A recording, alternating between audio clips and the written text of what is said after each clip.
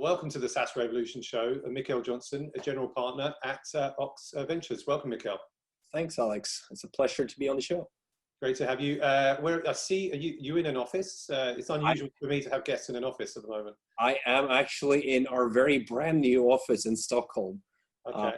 So we are sort of flexibly going back to office, doing 1, 2, 3, 4, 5 days a week.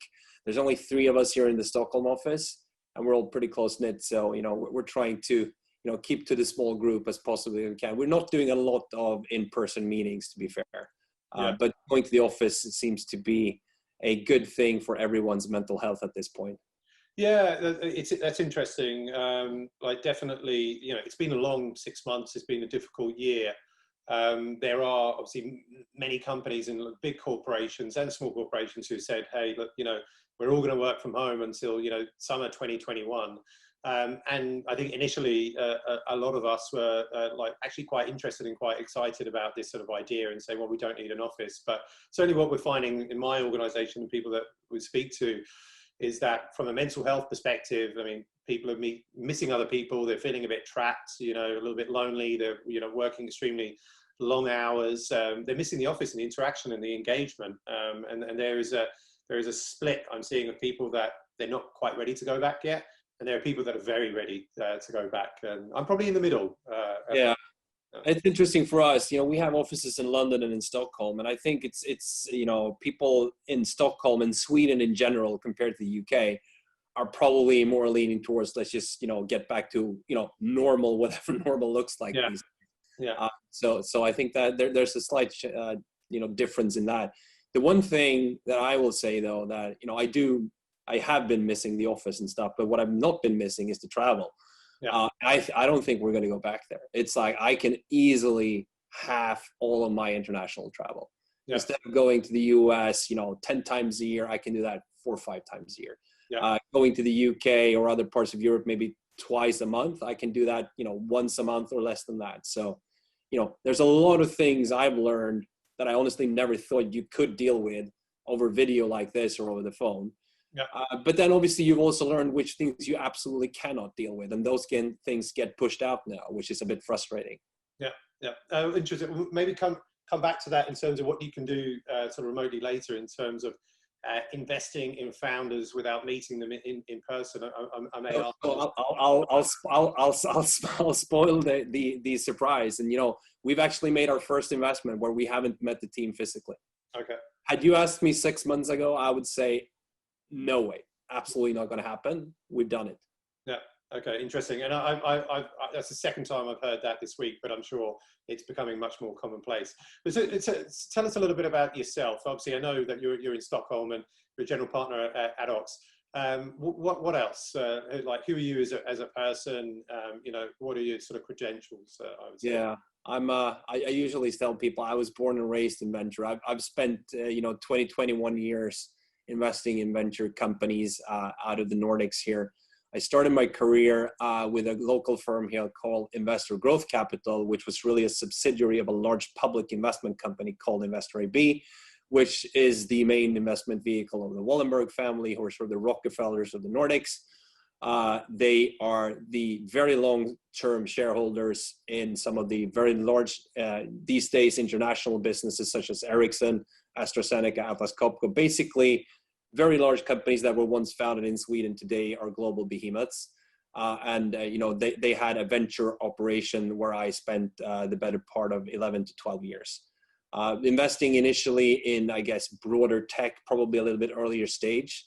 As of 2005, more towards, what we refer to today as scale up or growth stage, increasingly focusing in and narrowing that down towards software, which then became SaaS. So for the last 10, 12 years, I've really only invested in SaaS at the scale up stage.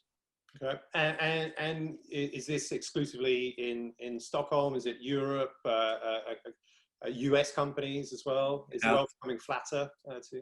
So I think, at Investor Growth Capital, we had a fairly sizable operations. There were 35 people of us, investment professionals plus support staff in offices in Stockholm, New York, Menlo Park, Hong Kong, and Beijing. So that was a global operation. We had hundreds of companies, about 100 companies in the portfolio, net asset value of around €1 billion. So that was a big operation. My personal background is that I've been doing business here in the Nordics, in the UK, and to some extent in the US.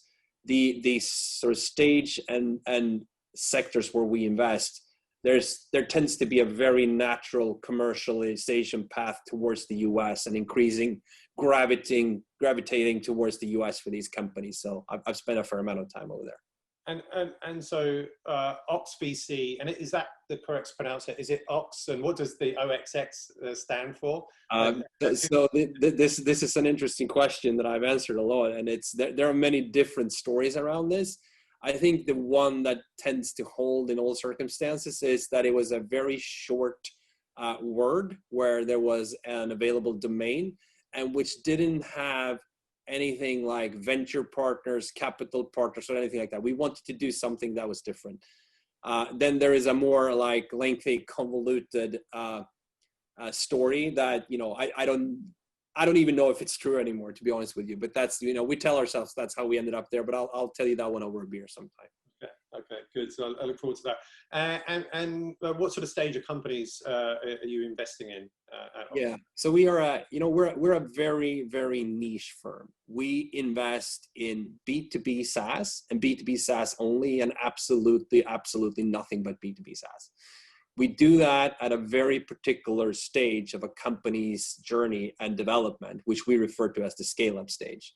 So that means companies that have a product in the market, they have an initial customer base, they have what we refer to as product market fit, and they're starting to show signs of scalability and ability to actually take this and build something much more scalable and predictable. They're not there yet where, you know, the very large growth firms of the world would consider them, but they're getting towards that place. And without exception, these companies will have a very strong product, which has a global appeal and the ability to define a category at global scale. So we do have high aspirations and ambitions in that sense, that we don't back companies that we think can be local or regional leaders. It has to be companies with a global scalability. Okay. So as you mentioned, you're only investing in companies that they have something, that they've found product market fit. Can you share some of these examples of these companies that have, they've found product market fit, and how they've gone about getting there? Yeah, I mean, so most B2B SaaS companies, they will go through some iterations before they find what we refer to as product market fit. And that has a lot to do with experimenting around product, how they think about and segment the market and the customers, how they present and package their value proposition and the messaging, what types of buyer personas they are targeting with their product and messaging. There's just lots of different things that people iterate around, and sometimes they even have to pivot to get to the right place. The one general thing that seems to hold true for all companies that get to product market fit is that it's a lot easier to do that if you keep a narrow and tight focus, not being too broad. I think the general sin that people do is trying to do too much at the same time. So you don't become sharp enough, you don't solve a very particular need 10 times better than what anybody else does. So that would be the one thing I say is the common theme in the companies that we see that have product market fit. They decide to do one thing, and they do that thing really, really, really well before they then decide to start to do the next thing and the next thing and the next thing. That means they will typically have a team of founders who understand the market they're operating extremely well, because they understand the pain points of the customer and the problem that the customer has, which they're addressing. And that can take, I mean, again, I've seen and heard of companies that found product market fit very quickly. And in some cases, in well-known cases, it's taken a couple of years, for companies to kind of find there. And I think even recently I saw, or yesterday, sort of read about MailChimp, it taking them a couple of years, right? And look where they're at now. But what is, finding product market fit, and obviously there's a lot of talk about that, and different interpretations of what product market fit is, but I think a lot of people, end up on the same page. But you guys also kind of work with companies that have, business model market fit. So can you, it sounds like I know what this is, but can you elaborate on what that might be? So I'm sure there's some stuff deeper there beyond the description. Yeah, no. So obviously, I think, at this stage where we will invest in companies that have product market fit, which means they have a product in the market that has some mileage on it. So it works. They have an initial customer base and they've proven that they can sell it to people, right? They haven't necessarily proven their ability to do that at a scale or very profitably or very rationally, right? So that's where I think the evolution from product market fit to business model market fit comes in. Now, at the stage we invest, I think the golden standard of a business model market fit for a SaaS company would be companies that can show you a very strong lifetime value to CAC ratio. I mean, that's the golden standard that everybody throws around there. But at the point where we're investing, honestly, the LTV to CAC ratio often doesn't mean very much, because there's so many things that are in flux. As you try to scale, you may be entering new markets, you may be entering new verticals, you may be introducing completely new sets to your product, you may be expanding the user base with new user personas, etc. All of these things will greatly affect, what sort of pricing you can have and therefore the lifetime value. And it will also impact, what sort of churn rates are you going to see in the end. So we tend to focus on things which are, we believe, the leading indicators of business model market fit. And that tends to be things like very strong net revenue retention, companies that have a steadily growing annual contract value, so you can see how customers are buying more over time, that they have some sort of capital efficient means of acquiring customers. The one we usually look at is the CAC payback ratio, which is obviously a lot simpler than LTV to CAC. They have a sharp go-to-market focus, coming back to what I said earlier, that they are very specific at what they do and what they don't do. They have and therefore they can invest in scalable demand generation. This is one of the most common flaws we see with companies that have a sort of regional establishment and then they want to grow outside of their home region. They've sort of sold on talent and personal networks and a little bit of charm in their home market, but they haven't thought about how can we scale that as we move into bigger markets where we don't have these, networks. And, that's a very common theme that we see, that they haven't invested in scalable demand generation. And there's also the part about sales specialization. Companies that are going through the scale-up stage towards more of the profitable growth stage tend to go through a specialization in your sales force. So you have people who specialize whether that's inbound or outbound, whether that is SME or enterprise, whether that is direct or channel, but you tend to have specialization that brings predictability around the whole sales machine. So those are some of the things we look for when we look for emerging signs of business model market fit. Understood. And one thing I'm sort of curious about is that there are certainly hundreds of investors in Europe that are looking at B2B SaaS, maybe not exclusively, but it's something that they look at. And then obviously globally, thousands of investors, but even more startups, right? And often there is there's a bit of a fight and a competition between VCs for certain startups and funds, and just curious to know how you operate in terms of finding deal flow and then closing down those deals and fighting off the competition. Yeah, I mean, it is a competitive market, like you say. The most interesting companies will have a choice of investors to work with, and I think the thing that I think you were onto when you mentioned was it MailChimp or SendGrid? It was SendGrid, right? MailChimp. Oh, MailChimp, sorry, yeah. So, I mean, not all companies grow the same path towards success, right? There's many different ways to build a successful company. And I think if you are a, early stage SaaS, you have great traction, you've found your niche, you're raising tons of money and you're just killing it, and you're going, going through to the high stakes there. There are those companies. Most of them, though, have a little bit more of a bumpy road, particularly initially when it comes to finding that product market fit phase. And I think what we like to do is fish for companies and teams that really fundamentally understand how to solve a particular problem, but don't necessarily have the, fantastic traction very, very early on, but have, pivoted their way around or have iterated their way around to find something that's really taking off. And that tends to be a part of the market that is less fished by most VCs. Most VCs tend to apply a model which says, if you're not growing at, triple, double, you're not interested. We don't subscribe to that. We think there are many different ways to build a very interesting company. That's not to say we don't want to grow fast. We absolutely do. But we think it's equally viable to do double, and just, keep going as the numbers become bigger. So I think, we'll look at some companies where we have conviction around product and team that may not get a lot of attention from other VCs. There are other situations where we will be, I guess, more flexible in terms of how we think about, size of investment and stage. We've been reasonably successful in doing what we call the Series A.5. So that means backing very successful companies that have been very successful early on.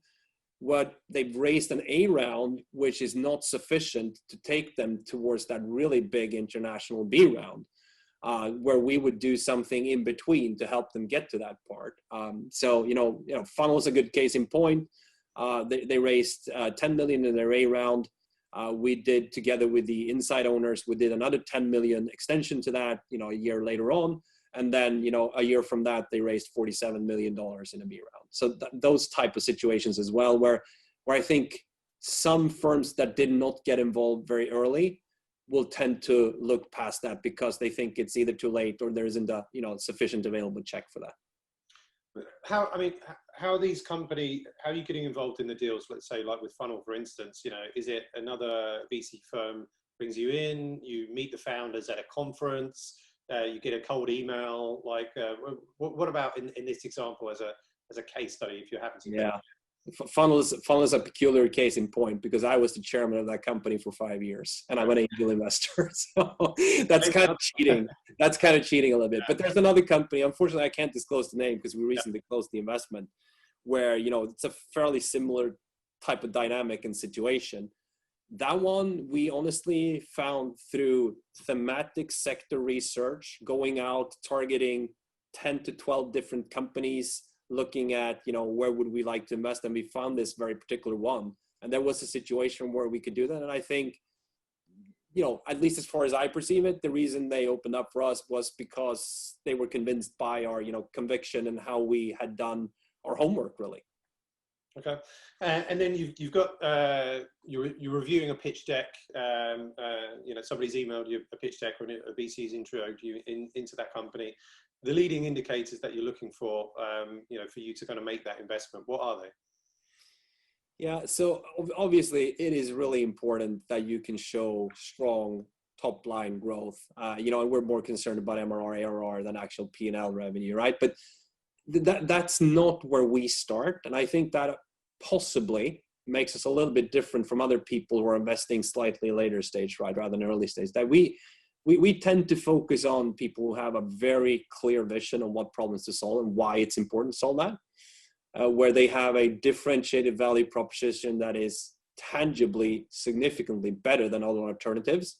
And as I said, with a global appeal, where there's a team that's uniquely positioned to actually go after that opportunity and really understanding that challenge, and who built a state-of-the-art product, honestly. There's lots of people with good ideas, but who can't build product.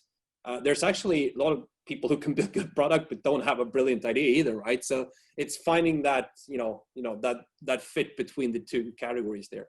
And then obviously applying a lens of, substantial underlying growth to that. But it's really about, what's the problem you're trying to solve and what's the product you've built to actually address that. Yeah.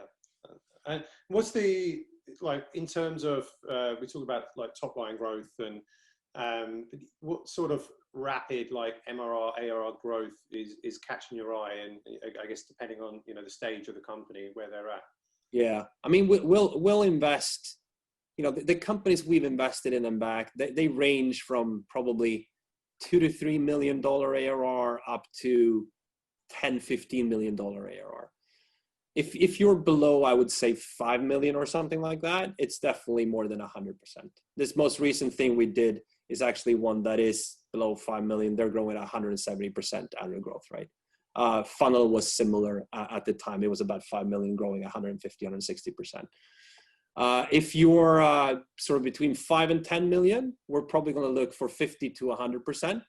And I will qualify that by saying if you're only growing 50%, we would look at different cohorts to understand which cohorts are scaling more rapidly than other ones. That's actually quite an interesting exercise to do on many accounts, because that will tell you a lot about where you have true business model market fit as well, and where you should probably double down on your sales and marketing spend. So a company that grows 50% at the headline may be growing significantly faster in certain cohorts or target customer bases.